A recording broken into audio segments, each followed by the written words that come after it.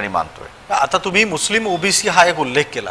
आपल्या ओबीसीच्या रचनेमध्ये मुसलमान ओबीसी म्हणून येतात का ओबीसी म्हणून येतात? नाही, माझं म्हणणं असं आहे की पहिल्यांदा आपण एक लक्षात घ्या की नेहरूने जे असणारे 1956 साली जी कॉन्स्टिट्यूशनल अमेंडमेंट केली रिझर्वेशनच्या संदर्भातलं, जी तिला असणारा रिलिजियस बेस आणणं हा पहिल्यांदा चुकीचा होता. बरोबर, ॲब्सोल्युटली रॉंग आहे ते. ब्रिटिशांच्या काळात सुद्धा जे रिझर्वेशन 1935 साली आलं ते सुद्धा तुम्हाला सर्टन डिसेबिलिटीज होत्या.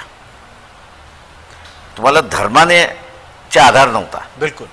तर तुम्हाला सर्टन डिसेबिलिटीज होत्या आणि त्या सर्टन डिसेबिलिटीज तुम्हाला ओव्हरकम करायच्या असतील तर रिझर्वेशन त्या काळचं वॉज दी ओनली वे की जे शाहू महाराजांनी डेमॉन्स्ट्रेट करून त्याच्या अगोदर दाखवलं होतं आणि म्हणून तो असताना स्वीकारण्यात आला आणि तो नंतर असताना संविधानात स्वीकारण्यात आला. माझं म्हणणं असं आहे की त्याला जर टिकल त्यावेळेस केलं नसतं आणि कालेलकर आयोग हा त्या काळी जर मान्य केला असता पंडित जवाहरलाल नेहरूने, तर माझ्या अंदाजानं आज हा जो आपल्याला टिकली झालेला इश्यू आहे तो त्या काळी दिसला नसता. याचं कारण असं आहे की सोशल स्ट्रॅटिफिकेशन त्यावेळेसचं जे होतं ते एवढं ग्लेअरिंग होतं की तुम्ही ह्याला का संरक्षण देताय हे लोक एक्सेप्ट करायला त्या ठिकाणी तयार होतं. आज असणारं मी असं म्हणणार आहे की कॉन्टेक्स्ट बदलला. कॉन्टेक्स्ट बदलला इन द सेन्स की पॉप्युलेशन वाढल्या, पण इथे जे शिक्षण सम्राट आपण निर्माण करून ठेवलेले आहेत त्यांनी नवीन इन्स्टिट्यूशनच येऊ दिलेले नाही आहेत आणि त्याच्यामुळे आणि वरती बसलेली सगळी जी बॉडीज आहेत, कंट्रोलिंग बॉडीज आहेत, त्यांनी पॉप्युलेशन हा कधीच क्रायटेरिया धरला नाही की मेडिकलच्या सीट्स, इंजिनिअरिंगच्या सीट्स, इतर फॅकल्टीच्या सीट्स याचं प्रपोर्शनेट जे वाढलं पाहिजे होतं ते प्रपोर्शनेट वाढलंच नाही.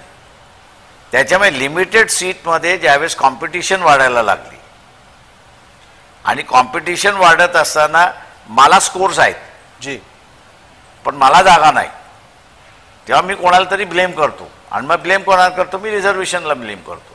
आता माझ्या काळचं सांगतो, मी 72चा लास्ट बॅच आहे तुमचा 11वीचा याचा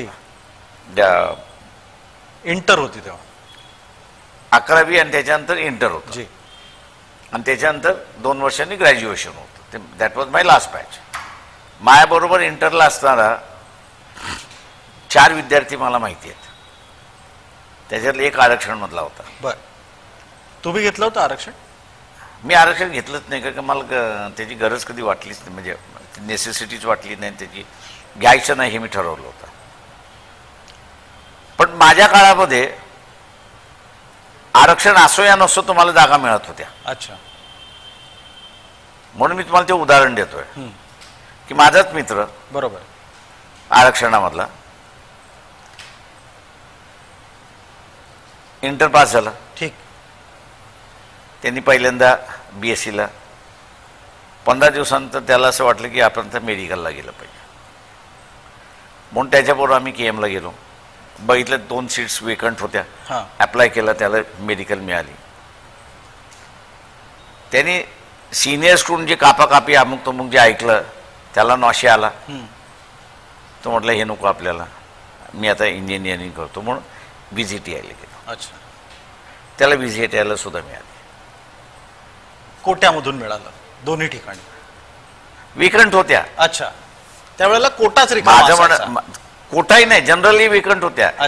त्यावेळेच्या राजकर्त्यांनी ॲडमिनिस्ट्रेटर जो होता त्या ॲडमिनिस्ट्रेटरनी taking into population growth, म्हणजे किती पॉप्युलेशन ग्रोथ होते, कुठल्या वयाची किती ग्रोथ होते आणि किती जागा लागतील याच्यापेक्षा 10% ॲडिशनल सीट्स त्यांनी ठेवल्या होत्या. बरं, आणि तो मी असं म्हणेन वाईज राजकारणी होता. बरोबर.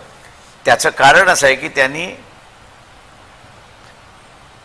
कॉलेजच्या एजमध्ये तो कॉम्पिटिशनमध्ये उतरता कामा नये, त्याला व्हेरी इझिली त्याला पाहिजे ती मिळालं पाहिजे. ठीक आहे. आत्ताच्या ह्याच्यामधला राजकारणी हा बिझनेसमॅन झालेला आहे, शिक्षण हे त्यांनी बिझनेस केलेला आहे. बर आणि म्हणून पॉप्युलेशन प्रमाणे सीट रेशो आहे का तर अजिबात नाही. आणि म्हणून आज आपण बघत असाल की देशामध्ये एकंदरीत 20 लाख विद्यार्थी हे परदेशात शिकायला जातात. बरं